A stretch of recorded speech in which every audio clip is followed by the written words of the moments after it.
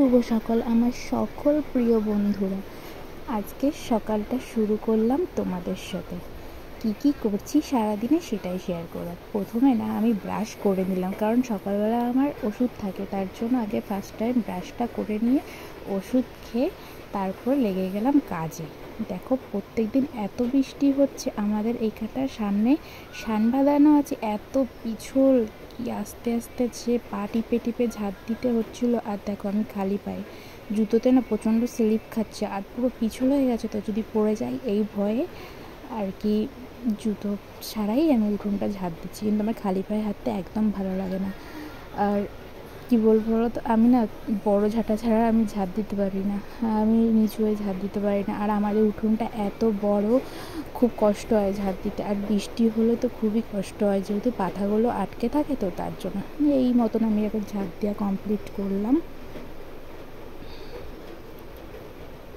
সকালবেলা উঠে বাসি কাজ সারতে সারতে অনেকটা সময় লেগে যায়। আর খুব মশাও, বৃষ্টি হচ্ছে যেহেতু তাই মশাও হচ্ছে, তাই গায়ে গামছা দিয়ে একদম ছাটা নিয়ে ঝাঁট দেওয়া কমপ্লিট করে নিলাম। এবার এখন দুয়ারে জল দিতে যাব।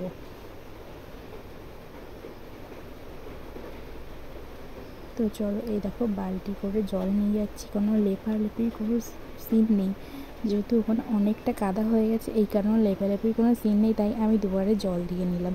তো ঘরে চলে আসলাম। ঘরে চলে এসে অনেক দিন ধরে বেড কভার পাতবো করে আর পাতা হচ্ছিল না, তাই আজকে একদম বিছানাটা ভালো করে ঝেড়ে বেড কভারটা পেতে নিলাম। অনেক দিন ধরে আর কি বৃষ্টির জন্য তাই বেড কভার কাচা হচ্ছিল না আর দেওয়া হচ্ছিল না। হ্যাঁ, তোমরা বলতে পারো আমার কি বাড়িতে একটাই বেড কভার? না, অনেক কটাই আছে, ইচ্ছা করেই আর কি দিইনি। ওই ঘরটায় না কেউ শুই না আমরা, তার জন্য। ওটা হচ্ছে আমাদের ঠাকুরঘর এবং গেস্ট রুম, গেস্টরা আসলে শোয়। আর এদিকে মা বাবার ঘরটা বিছানাটা একটু ভালো করে ঝেড়ে নিলাম।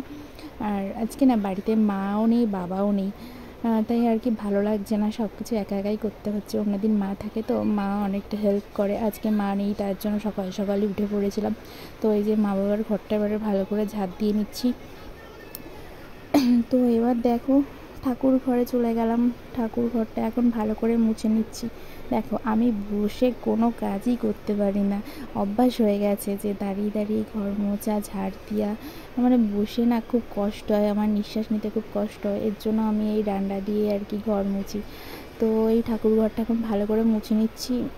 ঠাকুরঘর প্রত্যেক দিনই মুছতে হয়, আর বর্ষাতে না পুরো ড্যাম উঠছে, আর ঘর মুছলেও সে ভেজা ভেজা থাকছে, কিন্তু কিছু করার নেই, আমি ঠাকুরঘর মুছি প্রত্যেক দিনই। আর প্রত্যেক দিন হ্যাবিট হয়ে গেছে আমার, ঘর দোয়ার না মুছলে না আমার ভালো লাগে না। আমার শাশুড়ি মা অনেক বকা দেয় আমাকে যে প্রত্যেক দিন ঘর মুছি বলে, তাও আমি কারো কথা শুনি, তাই প্রত্যেক দিনই ঘর মুছি। দেখো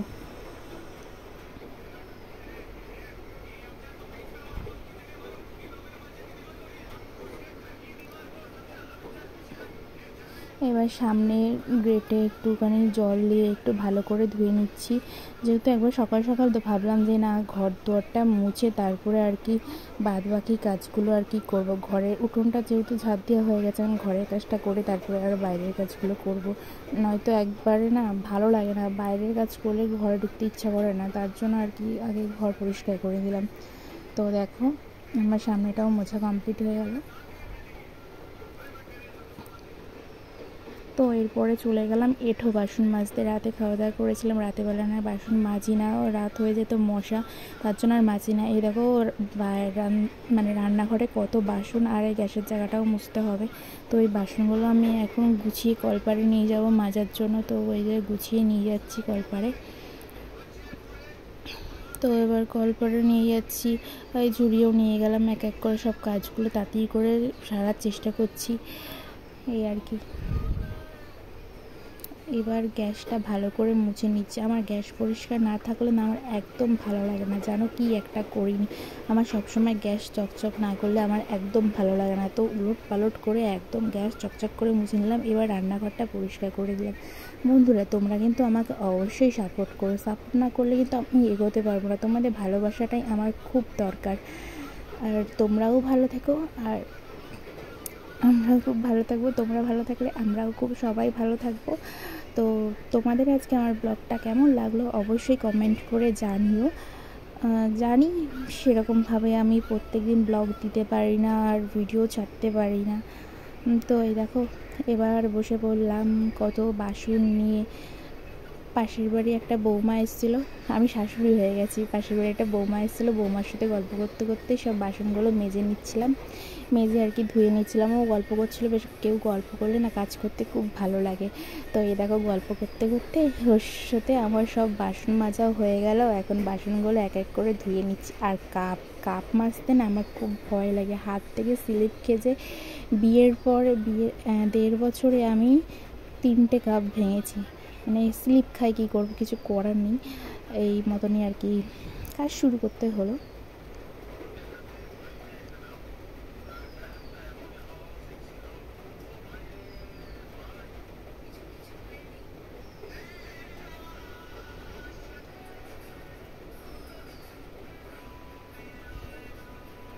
দেখো আমার বাসন মাজা কমপ্লিট, আমার স্নান করা হয়ে গেছে। এবার ঠাকুরের জন্য ফুল তুলে নিচ্ছি।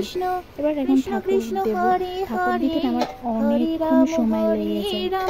দেখো না কত সময় লাগে এক এক করে ঠাকুরকে স্নান করানো, মোছানো, অনেক টাইম। আমার থাকতে খুব ভালো লাগে, আমার সব থেকে প্রিয় কাজ মনে হয় আমার কাছে ঠাকুর দেওয়াটা। ঠাকুর দিতে আমি খুব ভালোবাসি। আর যদি অনেক ফুল হয় খুব সুন্দর লাগে ঠাকুরের সিংহাসনটাকে সাজাতে। এই দেখো এটা হচ্ছে আমার মহাদেব।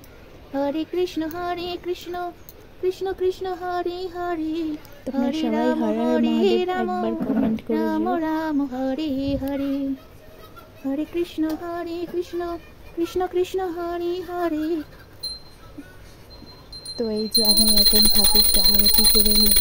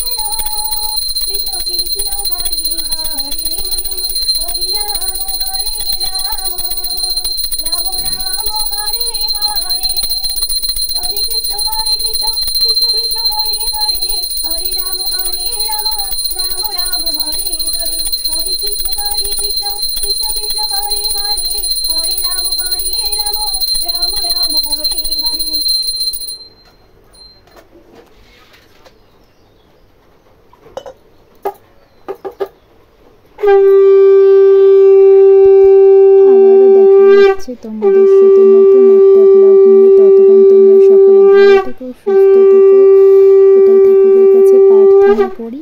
তো দেখো আমার শঙ্খ বাজানো হয়ে গেছে, ঠাকুরের কাছে প্রার্থনা করে দিলাম ঠাকুর যেন সবাইকে ভালো লাগে, সবার মঙ্গল করে। এই বলেই আজকের ব্লগটি আমি শেষ করলাম। তোমরা আমাকে আশীর্বাদ করো যেন আমি এগিয়ে যেতে পারি। এই দেখো আমার সিংহাসনটা তোমাদের ফাইনালি দেখিয়ে দিলাম যে আমি কত সুন্দর করে সাজাই, মানে যতটা পারি সেরকমভাবে আর কি সাজাই। সকলকে টাটা।